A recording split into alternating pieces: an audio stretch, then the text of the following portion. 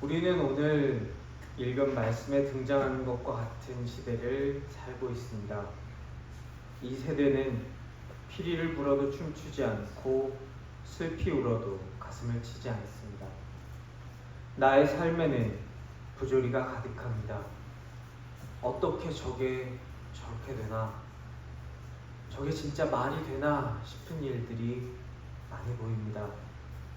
그래서 때로는 내가 제대로 믿는 것이 맞는지 불안한 마음도 들기도 합니다. 이러한 내가 제대로 믿는 것이 맞나? 라는 질문은 오늘날을 살아가는 우리만의 고민이 아닙니다. 성경에 등장하는 하나님의 사람도 이와 같은 질문을 던졌습니다. 그것이 오늘 우리가 읽은 말씀에 등장하는 세례 요한의 질문입니다. 신앙을 가지고 살아가다 보면 가끔 혼란스러울 때가 있습니다. 지금 내 눈앞에 벌어지고 있는 일, 내가 처해 있는 상황을 보면서 내가 뭔가 잘못한 건가? 내 잘못인가? 나는 믿음을 지키는데 실패한 건가? 나는 지금 왜 이렇게 괴로운 것인가? 라는 생각이 들 때가 있습니다. 세례 요한도 그랬습니다. 오늘 말씀 2절을 보면 세례 요한이 질문을 합니다. 그런데 이 질문을 예수님께 직접 와서 하는 것이 아니라 자기 제자들을 보내서 그들을 통해서 질문합니다. 왜냐하면 요한은 지금 감옥에 갇혀있기 때문입니다. 지금 요한이 감옥에 갇혀있는 이유는 이렇습니다. 예수님이 베들레헴에 태어나셨을 때 아이들을 다 죽이라고 명령했던 당시 유대의 통치자는 헤롯이었습니다. 유대인들의 환심을 사기 위해서 예루살렘 성전을 재건한 인물이 바로 이 사람입니다. 그래서 학자들은 편의상 이 사람을 헤롯 대왕이라고 부릅니다. 마태복음 11장이 진행되고 있는 이 시점에 이 헤롯 대왕은 이미 죽었습니다. 그리고 이 헤롯이 다스리던 땅을 그의 아들들이 나누어서 다스립니다. 요한과 예수님이 주로 활동하셨던 갈릴리와 디베랴 지역을 다스리는 것이 이 헤롯의 아들 헤롯 안티파스입니다. 이름 좀 다르게 짓지. 아버지랑 아들이 이름이 헤롯이라고 똑같으니까 얘기하기가 조금 헷갈립니다. 어쨌든 여기 있는 것이 이 헤롯 안티파스입니다. 이 헤롯 안디바라고도 불리는 이 인물은 희대의 막장 궁궐 스캔들을 일으킵니다. 바로 자기 이복 동생의 아내 헤로디아를 자기 부인으로 삼은 것입니다. 선지자 세례 요한은 당연히 이 행동을 두고 비판합니다. 이 때문에 기분이 나빠진 헤롯이 자기를 비판한 세례 요한을 감옥에 가둡니다. 세례 요한은 그래서 아무 잘못 없이 감옥에 갇혀있는 신세가 됩니다. 언제 여기서 나갈 수 있을지 기약이 없습니다. 언제 어떻게 될지, 매를 맞을지, 계속 있을지, 사형당할지 아무도 알지 못합니다. 그래서 요한은 질문합니다. 왜 내 기대대로 일하지 않으십니까? 이 질문은 예수님이 세례를 받으시는 마태복음 3장으로 돌아가야 이해할 수 있습니다. 마태복음 3장 11절 나는 너희로 회개하게 하기 위하여 물로 세례를 베풀거니와 내 뒤에 오시는 이는 나보다 능력이 많으시니 나는 그의 신을 들기도 감당하지 못하겠노라. 그는 성령과 불로 너희에게 세례를 베푸실 것이요. 성령과 불은 오순절날 임하셨던 불의 혀 같은 성령님의 모습을 묘사하는 것이 아닙니다. 여기서 세례 요한이 말한 불은 심판하시는 하나님, 회개하지 않는 죄인들에게 하나님께서 내리실 파멸을 의미합니다. 자기 동생의 아내를 취하고 자기 마음대로 자기 기분 나쁘다고 사람을 옥에 가두는 횡포를 부리고 우리나라를 빼앗은 제국의 빌붙어서 사람들의 피를 빨아먹고 부귀와 권세를 누리는 저 헤롯 같은 자들에게 이제 메시아가 오셔서 불로써 심판하실 것이다. 이미 도끼가 나무뿌리에 놓였다. 이제 니놈들은 잘려나갈 일만 남았다. 이것이 세례 요한이 기대하던 것이었습니다. 그런데 지금 나는 감옥에 있습니다. 감옥에 갇혀서 언제 죽을지 모르는 상황이 내 눈앞에 닥쳐왔습니다. 나는 기다렸습니다. 당신께 세례를 주고 나서 지금까지 나는 기다렸습니다. 메시아인 당신께서 원하시는 대로 내가 감히 세례를 베풀었고 당신의 때가 오기를 나는 순종하면서 기다렸습니다. 그런데 나 이제 죽게 생겼는데 당신은 도대체 언제 심판하시려는 것입니까? 하나님의 정의는 도대체 언제 볼 수 있습니까? 이러다가 나 진짜로 죽습니다. 내가 잘못 본 게 아니지요? 내가 잘못한 거 아니지요? 당신은 하나님이 보내시는 메시아가 맞지요? 우리 다른 사람 기다려야 되는 거 아니지요? 세례 요한은 이렇게 절박하게 질문하고 있습니다. 아니, 절규하고 있습니다. 세례 요한의 이 질문에 대해서 우리 예수님은 뭐라 하지 않으십니다. 그 때 되면 나올 건데 좀 기다리지 그거 에헤이 아니면 그 왜 쓸데없는 질문을 하고 그러나 이러지 않으십니다. 요한의 의심에 대해서 정죄하지 않으십니다. 대신에 행함으로써 보여주십니다. 맹인이 보며 못 걷는 사람이 걸으며 나병한 자가 깨끗함을 받으며 못 듣는 자가 들으며 죽은 자가 살아나며 가난한 자에게 복음이 전파된다라.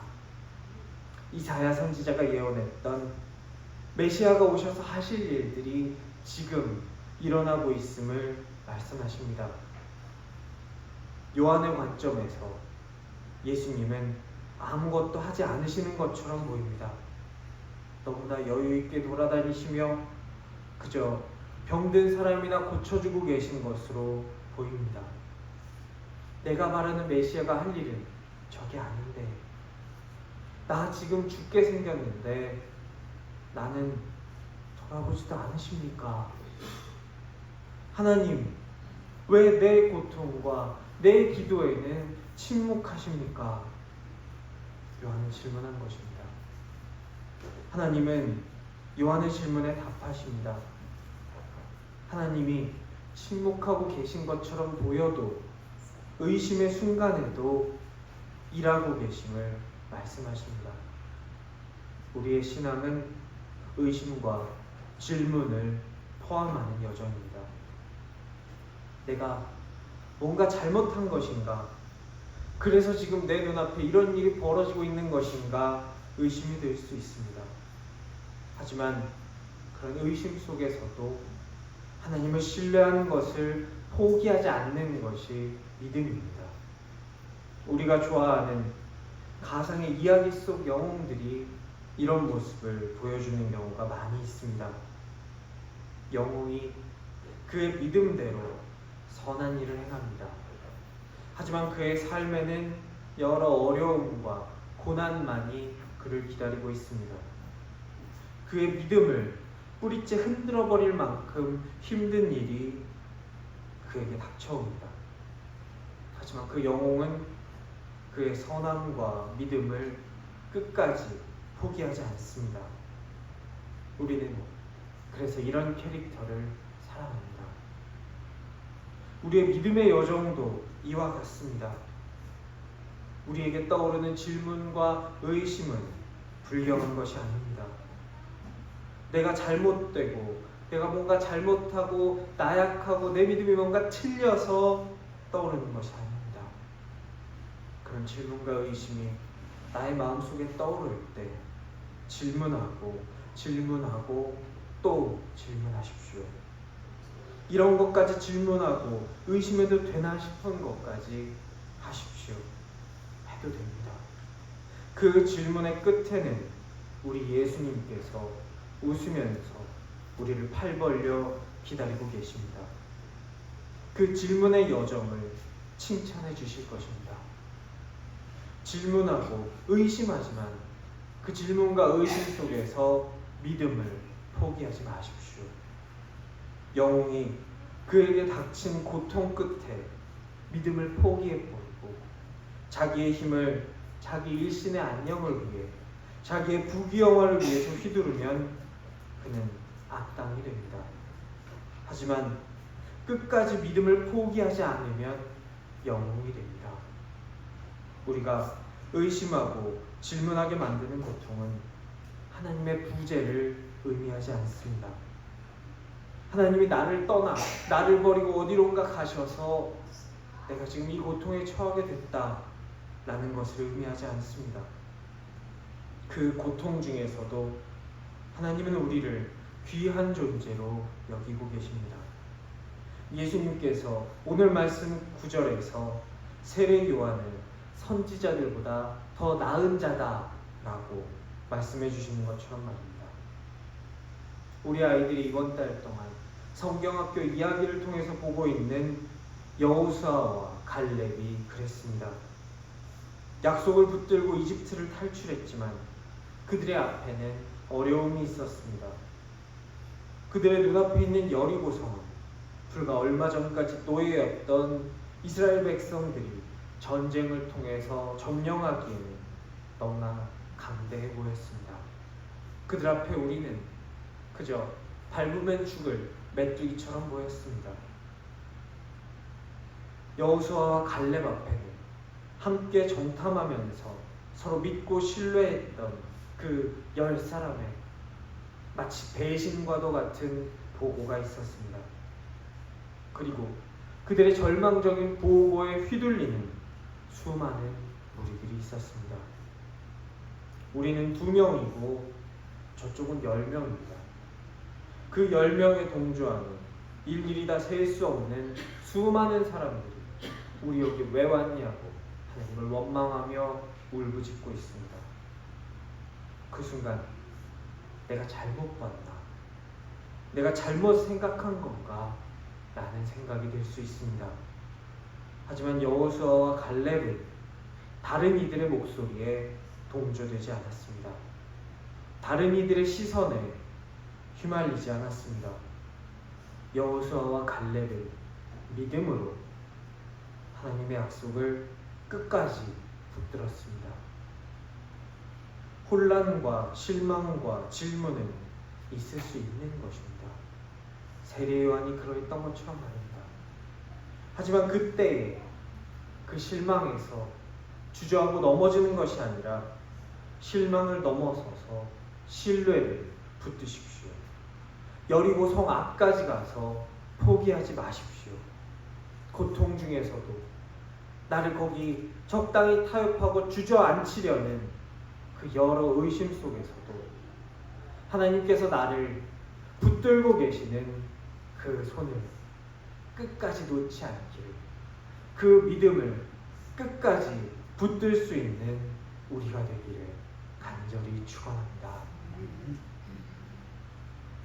세례 요한은 예수님께 질문하면서 절규합니다.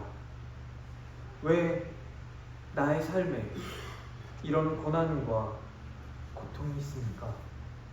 나는 그저 하나님의 뜻대로 살아보려고 노력했을 뿐인데, 길을 예비하라 하셔서 그렇게 하려고 했을 뿐인데 왜 나는 지금 이 차디찬 감옥에서 나의 미래를 걱정하고 있어야 합니까? 질문합니다. 요한의 기대는 오실 메시아, 나에게 와서 세례를 받으시고 하늘에서 성령이 임하셨던 그분이 불과 성령으로 저 악인들의 심판하는 것이었습니다. 그게 요한의 기대고 계획이었습니다. 그런데 요한의 현실은 감옥이었고 언제 죽을지 모르는 처지였습니다. 그와 대조되는 바리새인의 현실은 잘 나가고 존경받고 예수님과 세리 요한에게 한 것처럼 아무데나 참견해도 아무도 뭐라 그러지 않는, 내가 답이고 나만 말씀을 온전히 해석할 수 있을 것만 같은 그 권능이었습니다. 나도 하나님의 말씀을 따랐는데, 나도 명받은 대로 했는데 왜 나는 감옥이고 저 사람들은 저렇게 잘 나가고 있는가? 이것이 요한의 기대와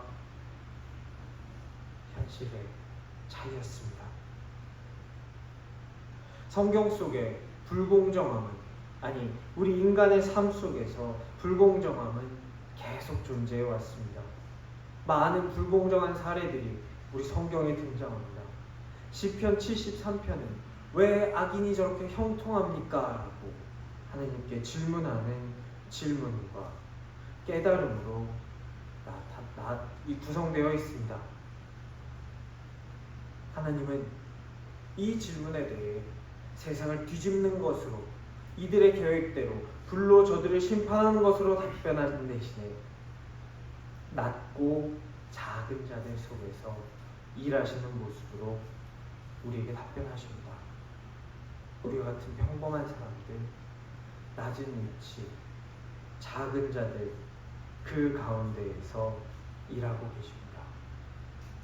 그러면서 믿음의 여정 속에서, 그 고난 속에서도 믿음을 포기하지 않고 붙들고 계속 질문하는 그들을 세례 요한을 높이신 것처럼 높여주십니다. 예수님께서 제자들에게 질문하시면서 갈대라는 단어가 등장합니다. 왜 광야로 갔느냐? 갈대를 보러 갔느냐? 이 갈대는 헤롯이 주조한 동전에 있는 갈대였습니다. 다음 슬라이드를 넘겨주시면 그 당시에 사용되었던 동전이 등장합니다. 로마의 돈에는 로마 황제의 얼굴이 새겨져 있었습니다. 하지만 이스라엘은 새긴 우상을 만들지 말아라 라는 10계명의 제2계명 때문에 헤롯이 자기가 다스린다고 해서 그 동전에 로마 동전처럼 헤롯의 얼굴을 새겼다라는 큰 난리가 났을 것입니다. 그래서 이쪽에 있는 것처럼 갈대를 새겨놓고 글씨를 썼습니다. 그 글씨는 헤롯 더 차트락, 그러니까 분봉왕 헤롯이라는 뜻입니다. 다른 동전의 뒷면에는 로마에서처럼 월계수가 그려져 있습니다. 그리고 헤롯이 만들었던 계획 도시인 디베리아라는 도시의 이름이 기록되어 있습니다. 이 디베리아는 당시 로마의 황제였던 티베리우스의 이름을 따서 지은 도시 이름입니다. 헤롯이 도시 재개발을 해놓고 자기의 정치적 백이었던 티베리우스 황제에게 잘 보이기 위해 그 황제의 이름을 따서 이름을 새긴 것입니다. 예수님이 고난받으실 때 잡혀갔던 곳 중에 하나가 바로 이 동전을 주조하고 디베리아를 개발했던 헤롯 안티파스입니다. 예수님이 물으십니다. 갈대를 보기 원하느냐? 부드러운 옷을 입은 사람을 보기 원하느냐? 아니다. 너희가 보고자 한 것은 그것이 아니다. 말라기 이후 선지자가 끊어졌던 시대에 선지자로 요한이 나타납니다. 모든 선지자보다 큰 사람이다. 예수님이 말씀하십니다. 구약의 모든 선지자가 가리키던 메시아를 바로 앞에서 모든 선지자의 끝에서 가리킨 사람, 그가 세례 요한이다 말씀하십니다. 그리고 우리를 보면서 말씀하십니다. 가장 작은 사람도, 천국에서 제일 작은 그 사람도 이 선지자 중 가장 큰 세례 요한보다 더 크다라고 하시면서 선지자들이 그렇게 보기를 바라고 기다리고 원했던 천국, 그리고 그 천국의 제자로서 함께하는 우리가 요한보다 더 중하게, 더 크게 생각하신다 말씀하십니다. 의심 중에서 고난받고 있는 세례 요한도 큰 자다. 그리고 그보다 더 큰 나의 제자, 너희들이 의심하고 있고 질문하고 있고 어려움 속에 있을지라도 나는 너희를 크게 여기고 높여줄 것이다. 그러니 나로 인해서 낙심하지 말아라. 우리에게 말씀하고 계십니다. 우리는 성경에 나온 것과 같은 거역하는 시대를 살고 있습니다. 이 거역하는 시대 때문에 우리가 고통 중에 있고 질문하게 되었다라고 이야기할 수도 있습니다.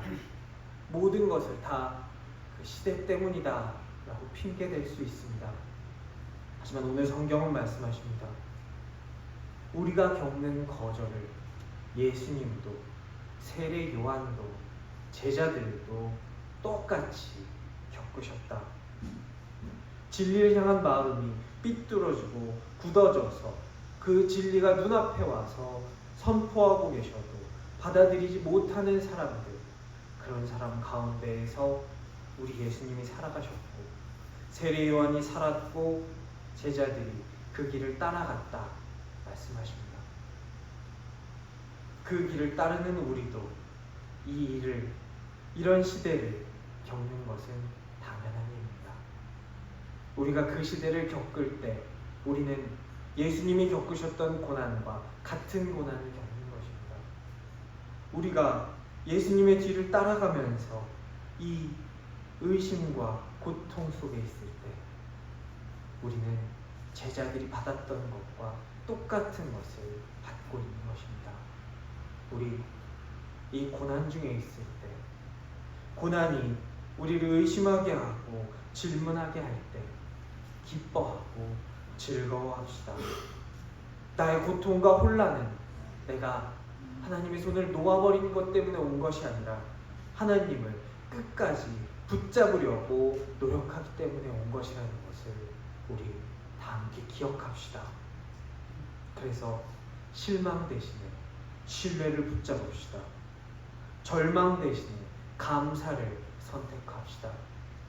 나만 겪는 고난이 아니라 주님이 겪으셨던 고난이라고, 나도 그 길을 제대로 따라가기에 이 고난이 나에게 허락된 것이라고, 이 고난과 의심 끝에서 우리 예수님 나를 향해 팔 벌려 웃으면서 기다리고 계실 것이라고 기억하면서 기뻐하고 잘 견뎌내고 승리할 수 있는 우리가 되기를 간절히 축원합니다.